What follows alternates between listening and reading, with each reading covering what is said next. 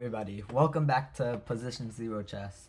In today's video, I actually did some work and I made Magnus Carlsen, the bot on chess.com, play against the best chess.com engine to see how long the best player in the world could do against the chess.com's best engine. So the game started with d4, queen pawn opening by the bot is white and Magnus Carlsen's black. Magnus played knight to f6, and then he did like this modern opening thing where he fianchettoed the bishop, got the knight out, and played pawn to g6. Afterwards, white pushed a pawn, which is something I never do, but the idea is to restrict black's central developing moves and force the knight to develop here or here. So black fianchettos the bishop, preparing the castle, and white just brings out the knights. Pawn pushes on here, pretty much what I predicted. He's either gonna but he did end up bringing out the knight to a6 later on, right there. So we have this position where white has nearly full control of the center already, but black has a much better developed bishop here. His queen is kind of ready to be more open, but the developed knight, one of the knights is developed to the side. So as of now, it's central dominated by white, but black has more potential as of now. White plays the move bishop f2, taking away one of the advantages black had. We now have a developed bishop looking at this, defending the knight here, and just giving another layer of protection. Black plays bishop to g4, intensifying this pressure here, ready to try to break open the center structure white has played. White castles, and I already mapped a lot of this out here, but as you can see, black has huge control of the center. Not huge control. White has huge control of the center, but black has the capabilities, unlike white, to break it open. So white pushes the pawn out. It's almost like a step to try to kick the bishop out. So everything black has fully developed, like their plan to bring out queen, develop bishop, move the knight to give this bishop scope, that will go down the drain because if the bishop has to retreat, which of course it does, but instead of retreating, it takes the knight. So taking the knight is more beneficial because that weakens white structure. But even without the knight, the bishop takes the role of almost like a stabilizer for these pawns, defending white's center and making it difficult for black to penetrate the center at all. So we go a couple moves. You can try to see what I analyzed here myself. These black knights are like the main foundation of black's advance. The queen is an invisible enough scope, and black's bishop isn't capable of doing something yet. So bishop goes to e2, and we have black try to connect the knights in this position. Remember, just take this with a grain of salt. This is a 400 ELO analysis. This is just what I think what's going on in the position. The bishop is opened up. The knights are connected. I probably would have played this move myself. White pushes on a5. I can explain to you until I'm like 300 ELO up. We go to the move f4, just taking more center, I'm assuming. And black can't really take anything. Everything's guarded fully right now, and nothing is actually capable of being taken. So white's structure is very good. And we get the next move being pawn here. It's the idea of finally breaking open this end. However, if white doesn't take back, which it kind of has to, it'd lead to a double pawn structure.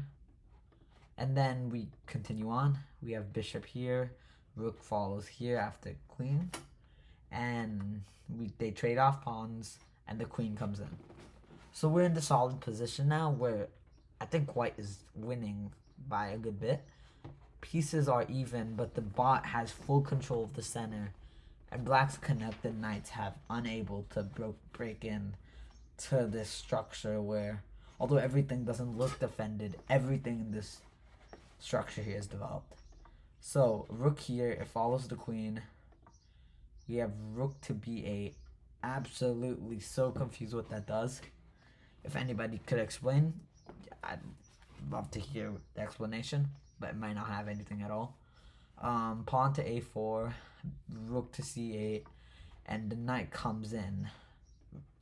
And at this point, you can see if the rooks can align with the queen here, there's a lot of pressure building on this file, and there's a potential break open.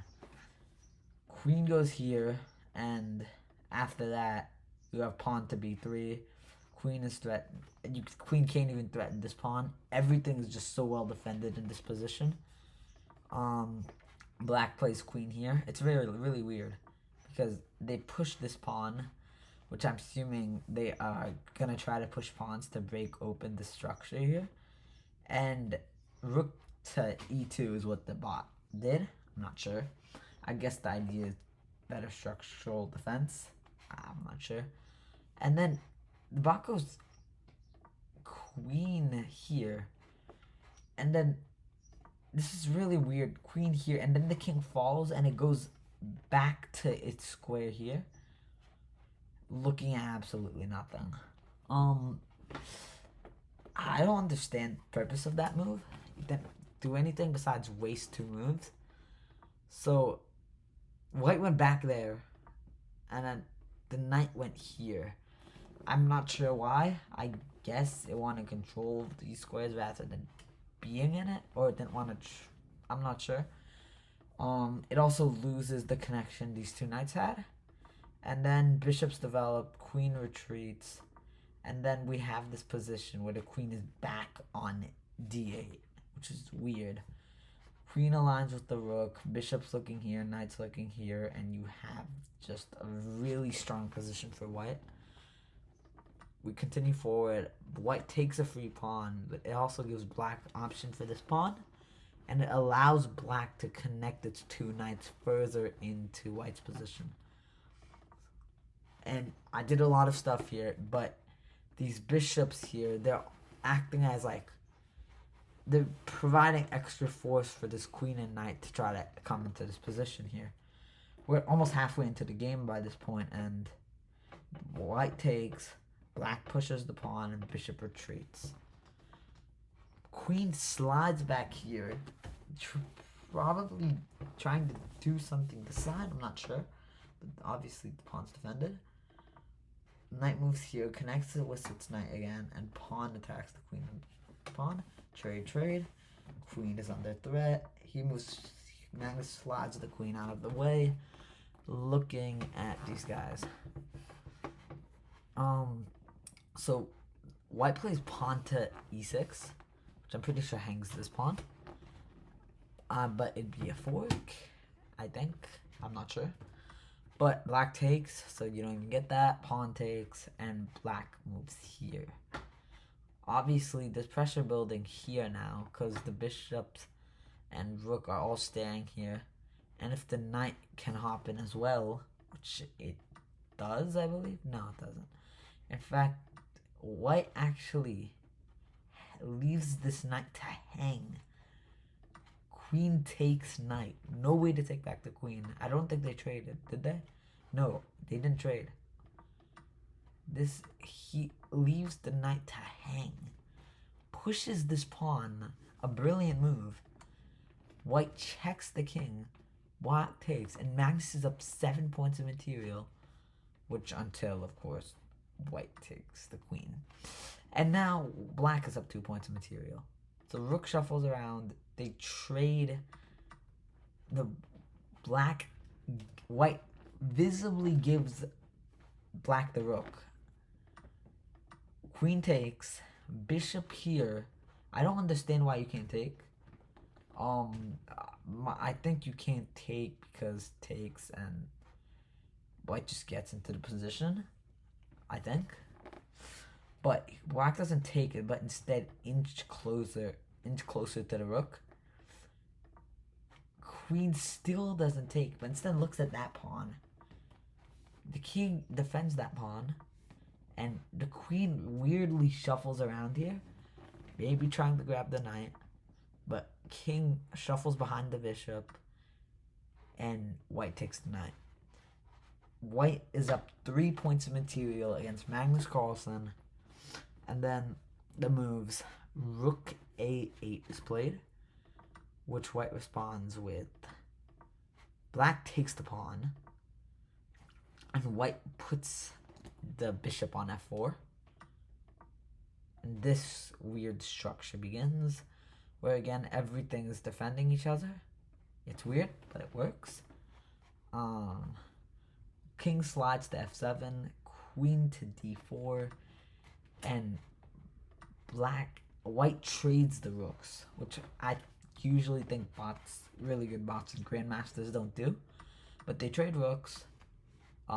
He takes this bishop, and now Magnus Carlsen is at endgame with chess.com's best bot with a rook and 4 pawns against white's queen and 2 pawns. There's still 30 more moves left in this game, and we're already at an endgame. So white gives us so many checks here. He pins this pawn to the king. White goes here to d5, and white begins swallowing up black's pawns. They want to minimize the advantage black has as much as possible. So white gives checks, and black offers a trade, which of course you don't want to do. Black king can still theoretically get here, and it could be a draw, black win, white win. It's much more even at that case. So white takes the pawn, and the advantage is completely gone.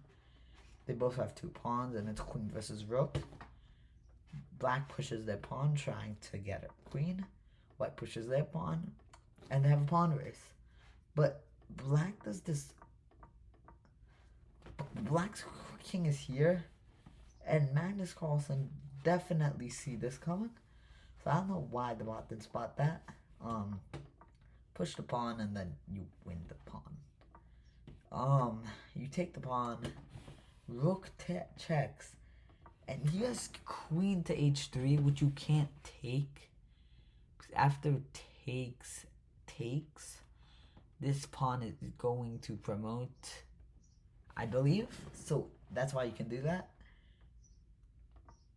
Rook runs away, and white moves the king up 1 square, and the pawn continuously 1 square away. You can just, if you wanted to, promote rook takes, queen takes on h8, and you can just promote the last pawn. That's what I would do.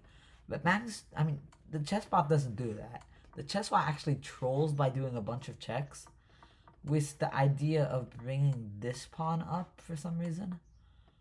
Keep checking, and then he gets to this position where he could win the rook, because white can't go to any of these squares to defend the rook. You go there, but you could, you know what I'm saying? So white goes here, and they keep checking until white can finally take the queen. And then after all that, white promotes to a queen, and white is just continuously checks with the queen on h8 defending, and white checkmates Magnus Carlsen. That's a error. There's not 44 brilliant moves. There's 44 best moves. But that was the game. I hope you guys enjoyed this analysis, and bye.